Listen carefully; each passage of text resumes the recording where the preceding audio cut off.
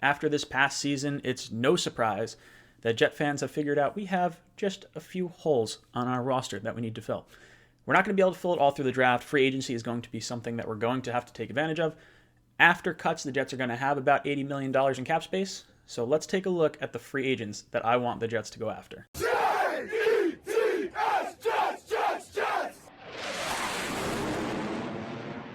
Welcome to Jets Talk. My name's Ryan. I'll be your pilot today. If you're new here, hit that subscribe button. If you've been here before, welcome back. I love having you here. Seriously, if you enjoy these videos that I make, if you would hit the subscribe button and the bell notification, it helps with the YouTube algorithm and we can help this channel grow. We can take flight or skid across the runway like our Jets did this past offseason, or regular season. But let's take a look into some of the aspects that we can get into. We have edge rusher, wide receiver, offensive lineman, and cornerback as my top 4 needs. Now, I did jump into these topics in very, very critical breakdowns. I'll link all those in the description down below. So I go over all of the free agent options at each one of those positions, and I grade them based on how much I think they're going to be worth value-wise and their age and some of their other metrics. So if you want to try and look into that, you absolutely can, because realistically, you're not going to be able to sign Byron Jones, Amari Cooper, and Jadeveon Clowney. It's just kind of unrealistic. So there's a few different options that you can look at based on the price point you're trying to hit. But let's look at the video for today. I have our top needs as edge rusher, wide receiver, offensive lineman, and cornerback heading into this offseason. So when I look at the draft, first and foremost, I know it comes after free agency, so we shouldn't look too far ahead, but looking ahead to the draft anyway, wide receiver seems to be the deepest position in the draft, and it looks like edge rusher is probably one of the weaker areas in this draft. So in my mind, I'm thinking wide receiver is probably something I want to address primarily in the draft, while edge rusher is primarily going to be a free agent acquisition. Now, offensive line is going to be the biggest hurdle for us moving forward as a team, and we're going to have to use free agency and the draft in order to try and rebuild this team. Let's jump into the first player on my list, and that is Jack Conklin, the right tackle from the Tennessee Titans. He's 21 overall on the Pro Football Focus top 100 free agents set to hit the market this offseason. And the Jets currently have Chuma Edoga scheduled as their right tackle. Brandon Shell is a free agent. I don't foresee us retaining him, but I don't know if Edoga sort of gives you the warm and fuzzy feeling that you want out of your offensive lineman. So Jack Conklin is someone I would definitely want to take a look at. They declined his 5th-year option, so he's going to be able to test the open market. Now, they do have the transition tag and the franchise tag at their disposal, but with Ryan Tannehill and Derrick Henry both up for contracts as well, I foresee them probably franchising Derrick Henry while transition tagging Ryan Tannehill, which means Jack Conklin will probably get the opportunity to test the open market. He's going to have a lot of competition. A lot of teams are going to want offensive linemen, so will he pick the Jets? I'm not necessarily sure that that's really going to be an option for us, especially with our 3rd-round pick in Chuma Edoga. If we want Edoga to grow long-term, I think maybe we don't look at Jack Conklin. But I would look at Jack Conklin. I think he's really good. He's one of the better run blockers in the league. I think it would absolutely help Le'Veon Bell as well as Sam Darnold. First option on my list. My backup option is going to be Jason Peters, the 38-year-old left tackle from the Philadelphia Eagles. Yes, he is very old. Not something I'm overly proud of. But we do have the Joe Douglas connection. I think there is importance there from the Eagles. They did draft his replacement in Andre Dillard last year, so I think that he is probably not going to get re-signed. They already have a really high-priced right tackle in Lane Johnson, so I don't foresee him actually staying as an Eagle, especially with the Eagles being in sort of salary cap hell. So for a 1-year deal, cheap option, maybe a stopgap, you sign Jason Peters because you don't know who's going to be available at that number 11 pick. The 2 top left tackles may be off the board, and you don't want to go into next season without an answer at left tackle. Keeping with the offensive line theme here, I think the first player that I really want the Jets to go after, even more so than Jack Conklin, is going to be Joe Thuney, the guard from the New England Patriots. He was graded as the number 24 player on Pro Football Focus's top 100, and he has never missed a game in his NFL career. So this is something that, health-wise, very important. He has played for the Patriots his entire career. So if you take a free agent from the Patriots and you bring him onto the Jets, you are weakening a division rival while strengthening a weakness of your own. So I think that is something we should definitely look at. He is definitely going to be set to make a lot of money this offseason. And you know what? He's been around a winning culture. He has at least a little bit of experience in that sort of respect. And we have Brian Winters and Alex Lewis right now as our potential options. Lewis obviously needs to get re-signed. He's a free agent. But Brian Winters probably not coming back, probably going to be cut. So we are going to need a guard in some capacity. Now, I don't necessarily think that we will be able to get Thuney. He is super smart, and I think a lot of players or a lot of teams are going to try and go after him. He actually lied on the Wonderlic test to make himself seem less smart because he was afraid that that would hurt him negatively when being scouted by NFL teams. So a little weird. He's a really smart guy. I think he could definitely grade out well for us. And as someone who was really good in pass protection, I would be very excited for this. I think we want to see Sam obviously stand upright, weaken a division rival while bringing in someone in a weakness or in a weaker area on our team. The option that I would like to go to as a backup in case we cannot get Joe Thuney is Graham Glasgow. This is someone that I definitely have been harping on for a long time. I put him in my mock offseason video prior to me doing my breakdowns, but Graham Glasgow has played center and guard. He is the center or guard from the Detroit Lions. They did not re-up him. They look like they're going to let him test the free agent market, and I don't think he's going back. He was rated number 75 on the top 100 list for Pro Football Focus in terms of free agents. And he's someone that I think the Jets should absolutely look at because, look, we're going to need a center. We have Jonathan Harrison sitting there right now, but I think all of us probably would like to upgrade that in the draft. You, again, do not know what you're going to get out of the draft. So if you can get a guard/center, then you at least cover your bases for those two potential positions of need.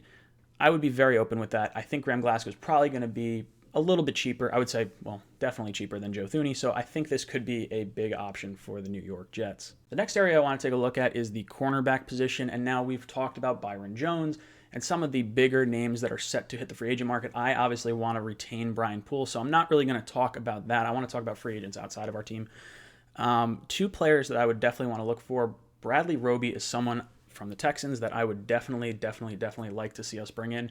I think he is a high upside type of player.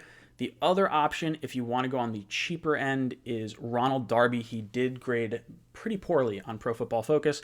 He was not fully healthy throughout the season. The Eagles were an absolutely terrible secondary, but we do have the Joe Douglas connection.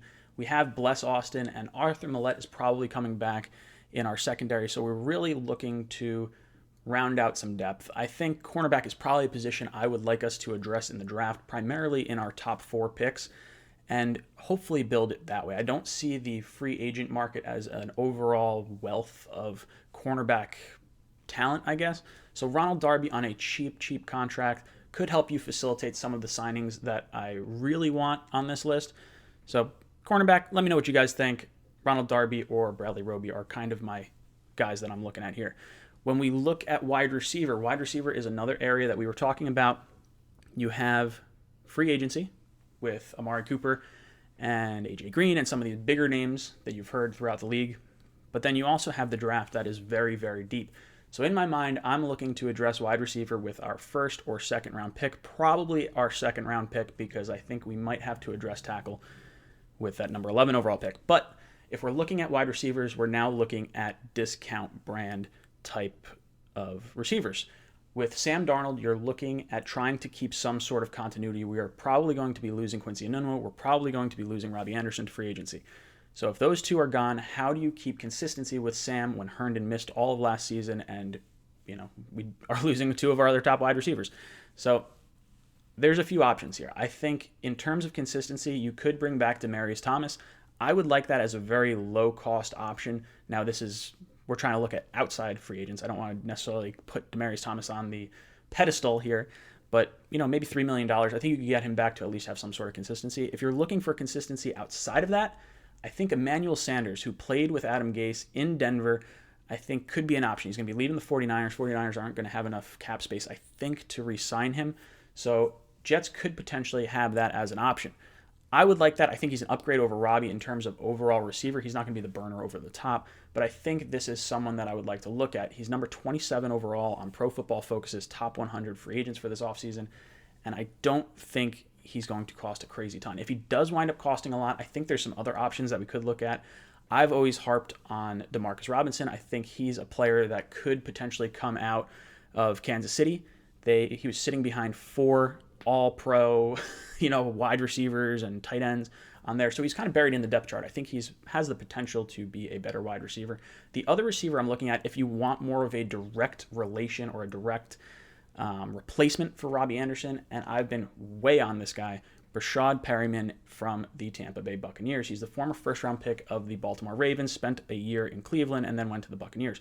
Has really underwhelmed over the course of his career, but he is just 1 inch shorter than Robbie Anderson. He's 25 pounds heavier and runs a 40-yard dash in a full tenth of a second faster. Robbie Anderson ran a 4.36.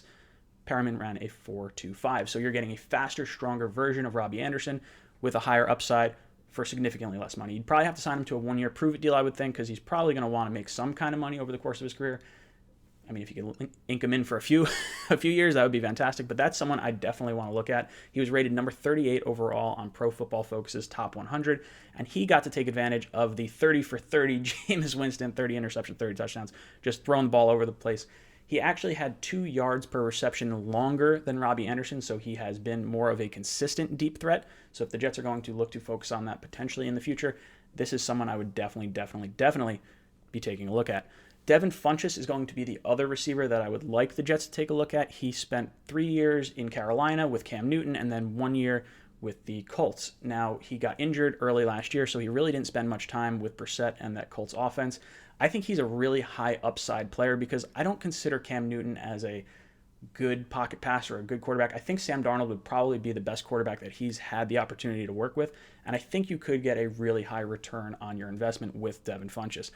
I would look into this. I think it's something low cost, high reward type package here. The final position I really want to take a look at here, that is going to be edge rusher, and this is the biggest key cog in this whole situation because we have not had an edge rusher since 2005 when we had John Abraham. That's right, Jet fans. It has now been 15 years. And honestly, closer to 16 years by the time it's all said and done. And it's been rough. Last year, I wanted us to go after Justin Houston and, Dante Fowler and all these different edge rushers that were set to hit the free agent market last year. And Mike McCagnon decided to sit on his thumb and caused me to pull all my hair out. I have since grown it back. But I'm definitely looking at free agent edge rushers here. I think there is a very big strength. There's like 13 or 14 pretty good ones that are hitting the market based on the amount of salary you're looking to spend on them. My top guy, the number 26 overall on Pro Football Focus's top 100 free agents, that's Yannick Ngakoue. Now, the Jaguars could clear out cap space by getting rid of Marcel Darius and AJ Boye, saving about $30 million in cap space. They could potentially move on from Brandon Linder, their center. So if they do decide to hold on to Ngakoue by making all these ridiculous cuts, a center from Jacksonville could be an option for the Jets. But let's say they retain their center and they don't have enough money to franchise tag Ngakoue. I would make him the highest paid player in the league at edge rusher. I don't care. Get him in here. Spend the money. You got to do it. The most important parts of your NFL franchise are keeping your quarterback upright and getting the other quarterback on the ground. So edge rusher is very, very important. He's the youngest player in this class. He's 25 years old, so plenty of room to grow. And they actually say edge rushers take a little bit longer to mature than some other positions. So at 25 years old and the way he's coming on right now, we're probably just about to see the prime of this guy's career. Now, I definitely want him. I think this is a very important move. He has this mean chop cut that he does. He is so fast around the edge. If you watch him, they've taken Josh Allen last year with their number, 8th overall pick last year. So I think Ngakoue could be on the way out. There's going to be a ton of competition for him. He's going to get paid so much money. So in the event the Jets are unable to pull in Ngakoue, I would look at Bud Dupree, who is rated as the 58th overall player on Pro Football Focus's free agent list for this past year. And I think the Steelers are definitely going to have to let him go. They are right up against the cap, just like the Jaguars.